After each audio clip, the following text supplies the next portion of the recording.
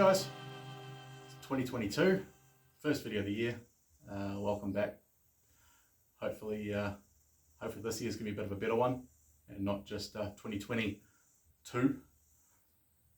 Fingers crossed at the very least. Bit of an interesting one here. I've just received a parcel. It's made its way up the country. This was purchased a little while ago, but it's finally made it. And because it arrived within the 2-week grace period of Christmas, I'm calling it a Christmas present. She's a wee bit weighty, so let's get into it. Right, so here we have quite a large crate. Yeah, patented crate opening tool. Spiders.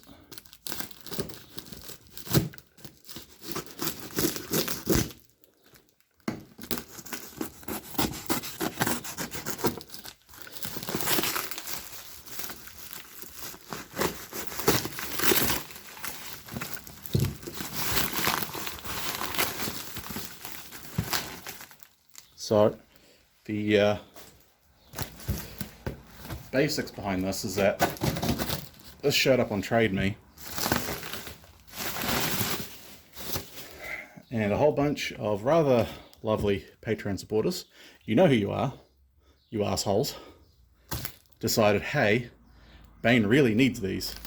So they bought them and eventually made their way up to me. So what we have is a whole pile of infield receivers. Some of these are unmolested, some of these are molested. So we're going to go through and see exactly what we got. So that one there, 1920 Shortly, Lithgow,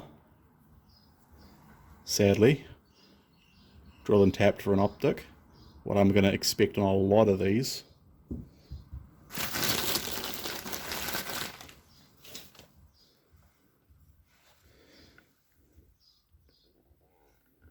Number 4, Mark 1.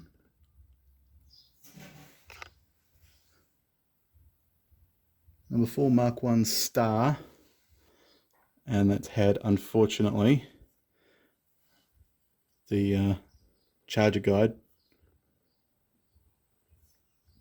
ripped off it in unceremonious fashion.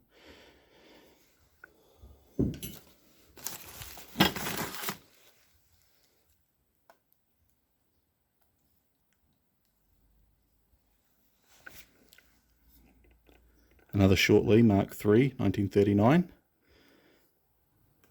And when I say Shortly, you look here, it says SHTLE, it's the Shortly, not the SMLE. These were kindly referred to as the Shetty. And this has got a hell of a lot of pipe wrench rash. And again, drilled and tapped.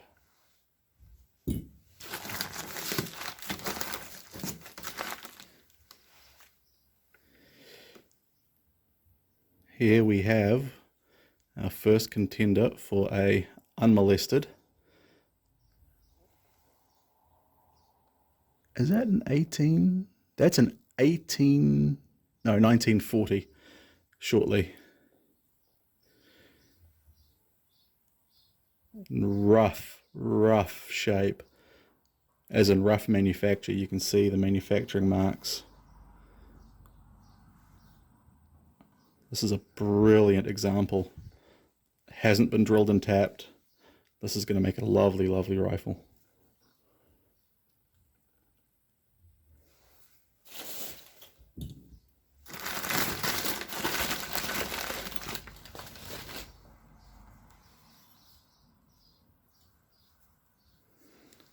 Number 4. Let's see, what do we got here? Another number 4 Mark 1 Star. This looks like it would have been started life out as a receiver in the white that someone's modified. They've taken the ears off of it. Why? Never know.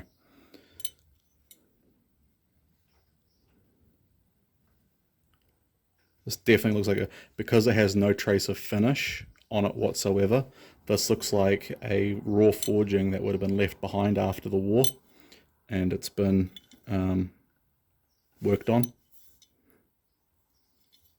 There were quite a few number 4 raw forgings after the war that had just been left behind. They'd never been turned into rifles.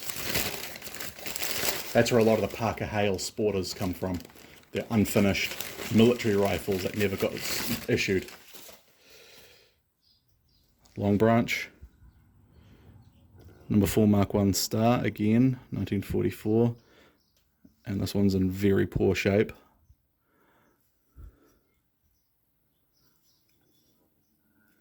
Again, bodged with a scope mount on it.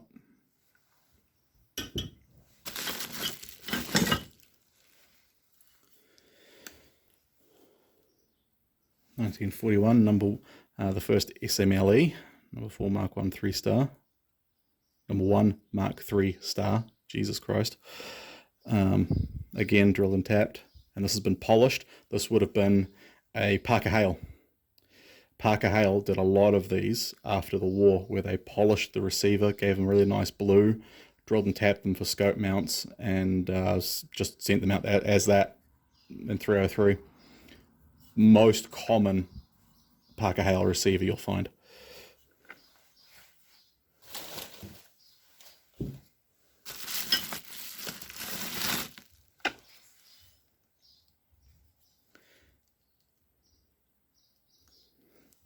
Here we have again, you can tell by the polishing, the high blue, another Parker Hale. This one's in very rusty condition, so this one's going to get boiled. And they've filled in the holes. So this would have been another, where they removed the charger bridge, blued it, and again, this would be another Parker Hale.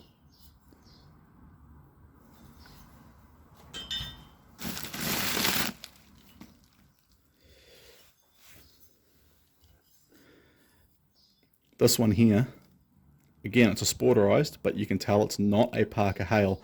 First things first, DP marked.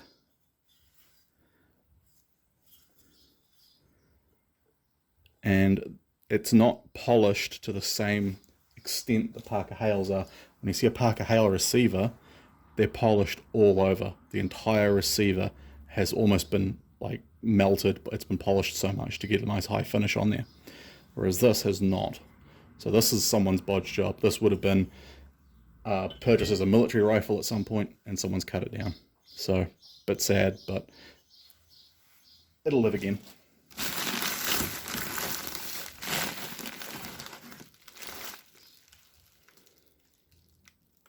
Another Shitley. This one's actually in usable, restorable condition. This is an original finish. A little bit knocked around, a little bit beat up along here, but nothing that can't be put back into a stock.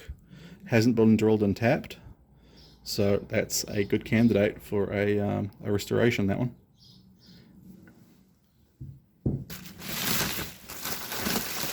There's about 47 of these, by the way, so this video might get a bit long. So we got a first semi-complete, and this is the one I was looking for.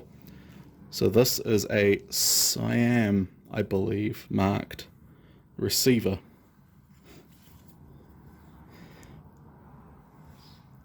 It's in worse for wear condition. It's been drilled and tapped at some point.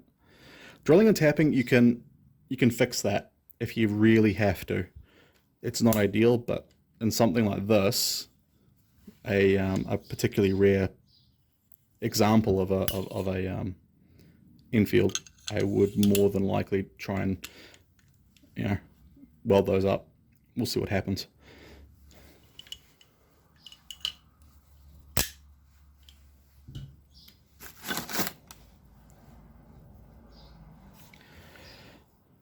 Another sporterized Enfield. This one's quite an old one, 1895 Enfield.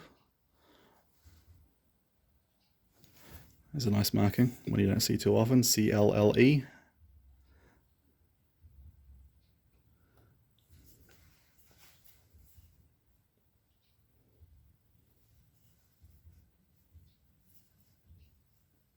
And of course it's had the charger bridge removed.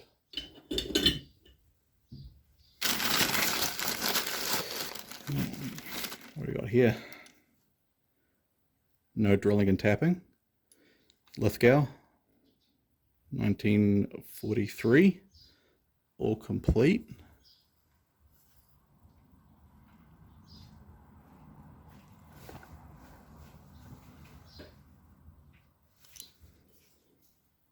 That's going to make a nice rifle. That will get put back together. Most definitely.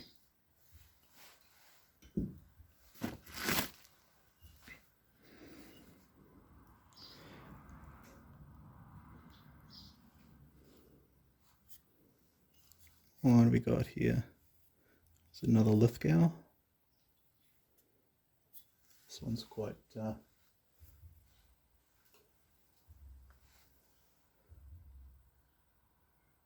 might be an SMLE, but she's pretty rusty and dirty, so it's hard to read the markings.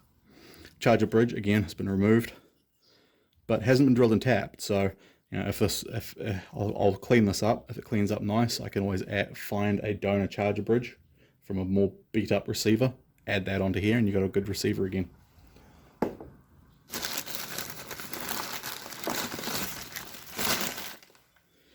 Number 4.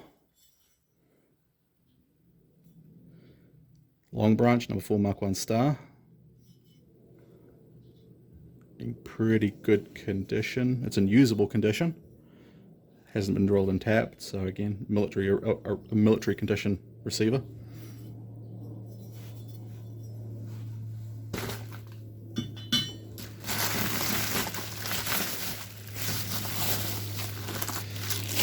Getting into more of them.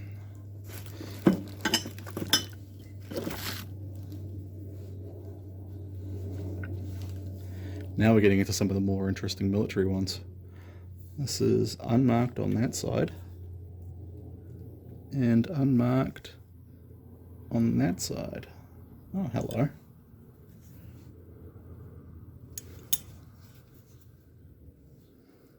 What do we got? What are we looking at? Well, it's got a New Zealand marking right here. NZ marked. But interestingly, there's no markings on the socket. Just on the shank.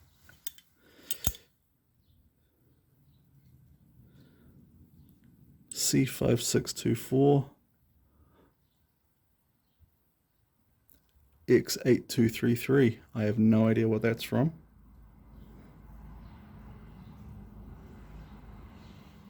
It's an interesting receiver.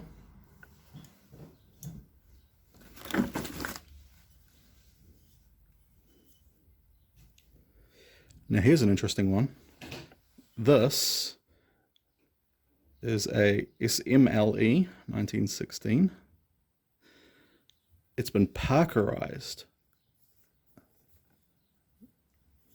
Now this is what they did to a lot of the Delisle receivers, where they shaved the bridge off and then Parkerized them and then bored them for 45 ACP barrels. So that one there, that is going to become a that is more than likely going to become a Delisle, that one.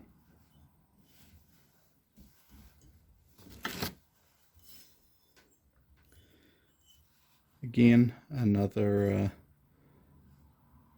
SMLE, and good candidate for a Delisle conversion. Most of these receivers, if they're not good for turning into a proper military rifle, they will get turned into Delisle or sporting rifles. That one's pretty rusty, but that one will come back. It's another Shortley 1918.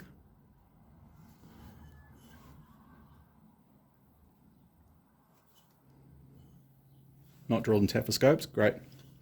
Another perfectly good candidate for a rifle build there.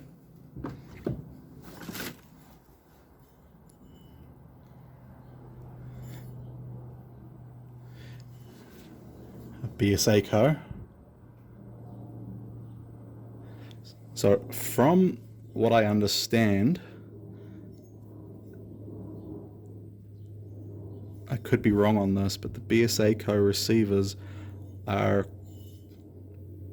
long tom receivers, I believe, because you'll notice the charger bridge hasn't been removed. There was no charger bridge. So I'm going to have to do a bit more reading into that particular one. That's a very interesting receiver there.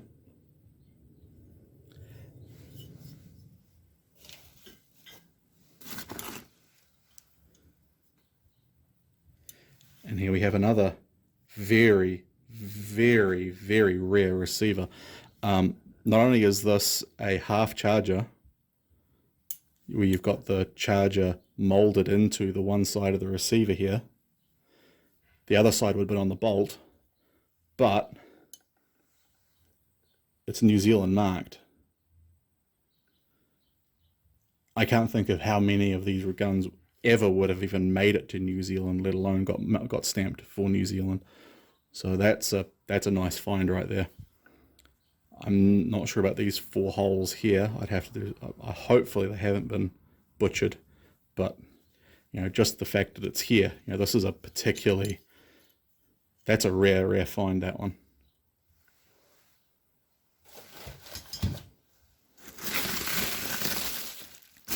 Now we're getting to the bottom layers, and there's still quite a few left. We'll start with this one, since it has a sight attached to it.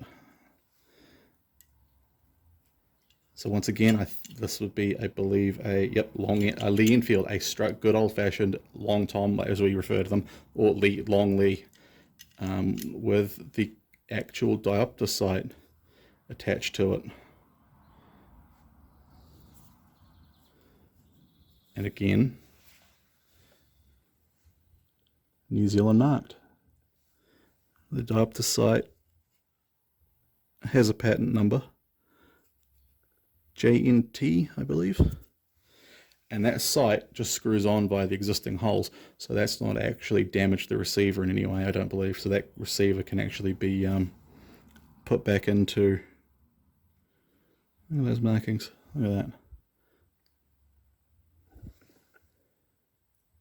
Beautiful, absolutely beautiful.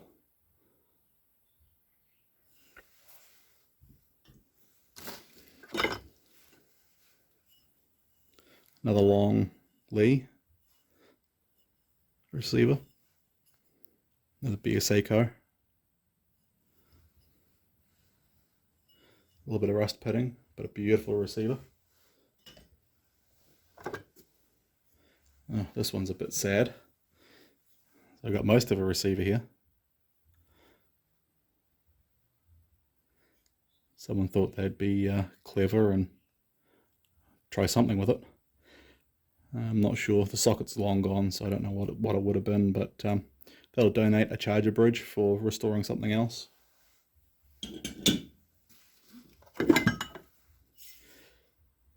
Another long Lee. Another BSA car.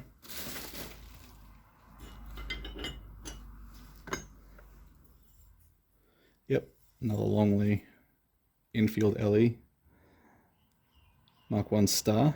Well, LE1 star, they didn't put the mark on these ones.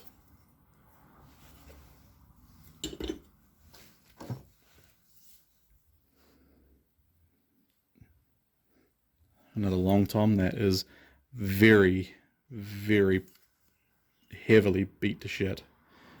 This is the receiver is probably not savable on that one, but you can see it's a good example of the change that the Enfield went through on the LEs. They had this type of cup and socket trigger, whereas when they went to the SMLEs, there was one just here a moment ago.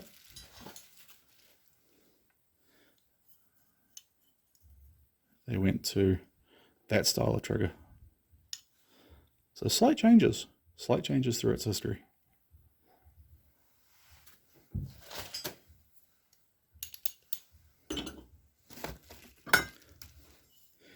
Another Long Tom, again in very good condition. Just another BSA car.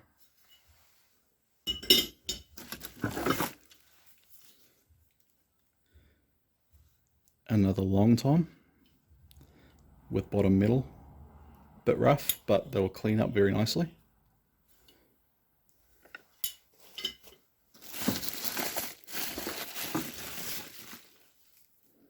And a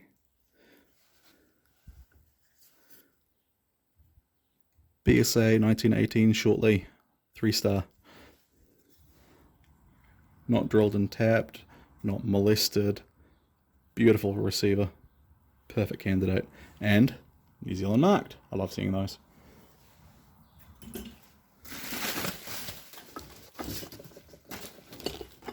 And we are into the second to last layer, it looks like. Yep, second to last.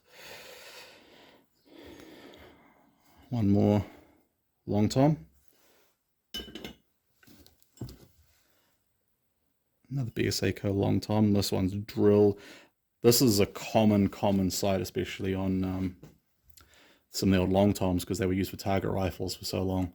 So you'll just see them drilled to absolute buggery as the person changed the sights they put on it. You know, every time they put a different sight on there, they'd drill and tap it for a different mounting solution, because there just wasn't a standardized solution back then. You know, you had, as you saw before, that one that mounted via the receiver, the safety holes. That was not a common thing. More often than not, it was drill and tap the receiver and fit the damn thing. I mean, they didn't care back then either. You know, it's not like now where, you know, you try and find a Long Tom. Good luck. Yeah, another good Long Tom receiver.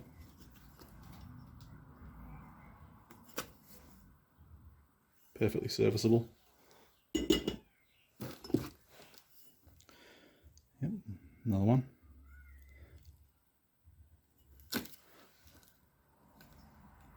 Yep, BSA car. Couple more markings on that one, but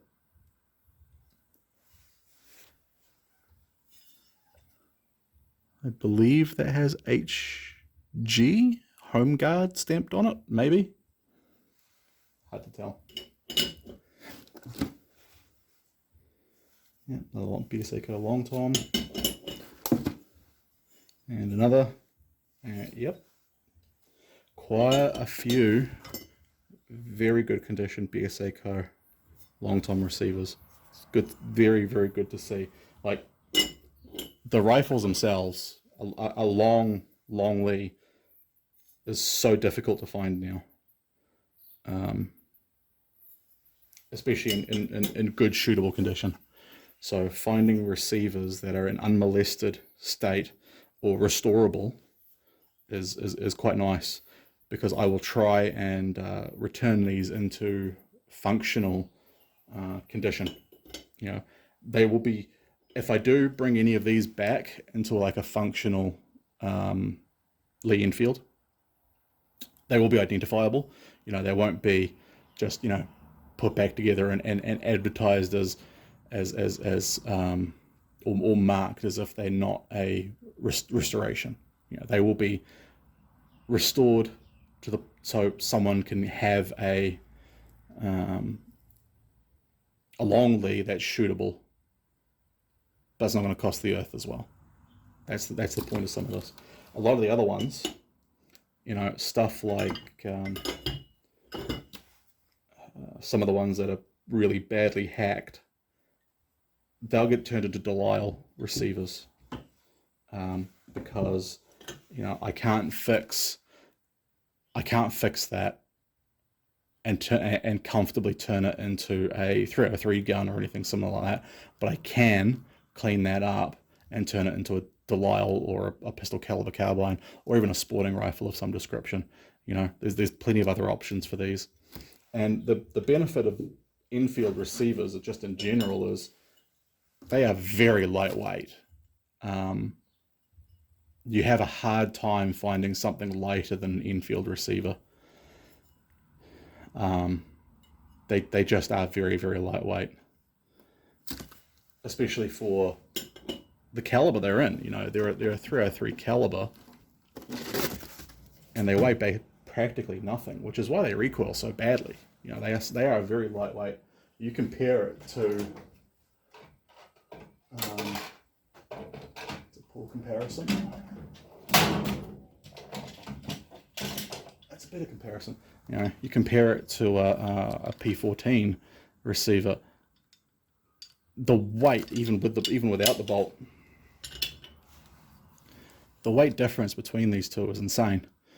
You know, because there's just so much more material in this than there is in that. Even with the socket, it's just, yeah. So you'll definitely see a few Sporterized stalking rifle builds with some of these other guns or other receivers that are on there.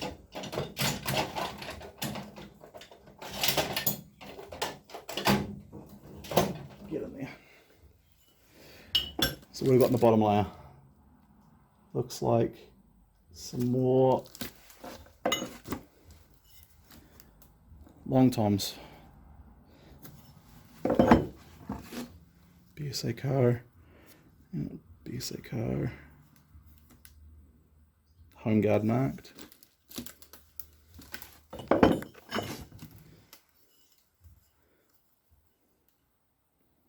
Yep, just another long tom. Not seeing anything particularly stand out in the bottom layer here, so I don't need to go through them all. Just BSA Co long toms. So here we go again. You know, that would have been a sight mount for someone once upon a time. Again, Home Guard marked. I believe that's Home Guard marking. If I'm wrong, someone let me know. If I'm right, just live with it.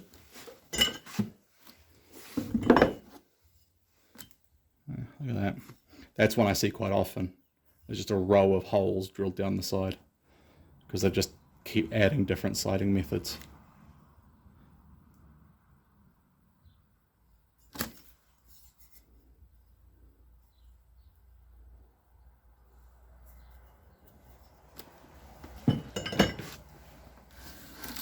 So all told, about 47 actions, all in variable states of disrepair, but majority of them will be usable.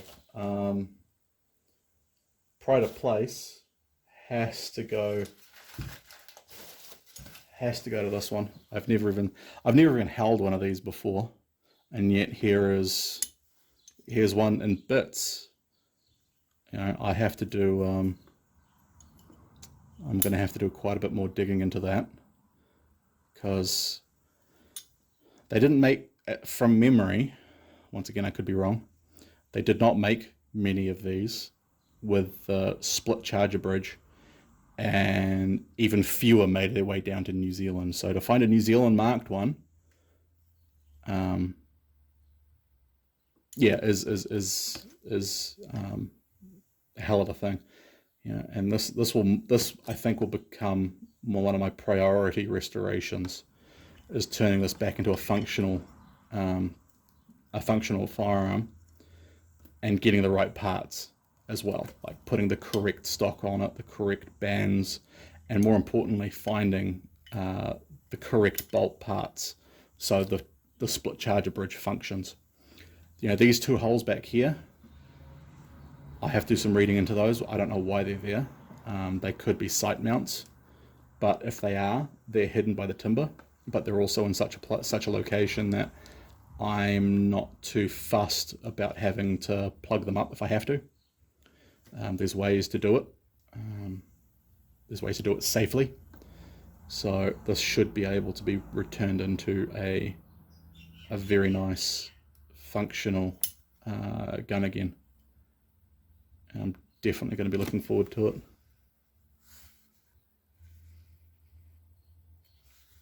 And in actual fact, as I'm saying that, I'm just looking at it some more, and I'm seeing more and more things like there's that there, there's that hole there. I'm not sure what those are for. And someone's come along and stippled the hell out of that top strap. So I'm not entirely certain what's up with that. But not only is it New Zealand marked back here, but it's also Home Guard marked at the top here. So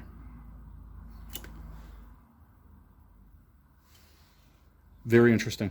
Very, very interesting. This is going to have to be, you'll see more about this. I'll have to do some more digging. All right, well, I'm going to put all these away, oil them up so they don't rust more.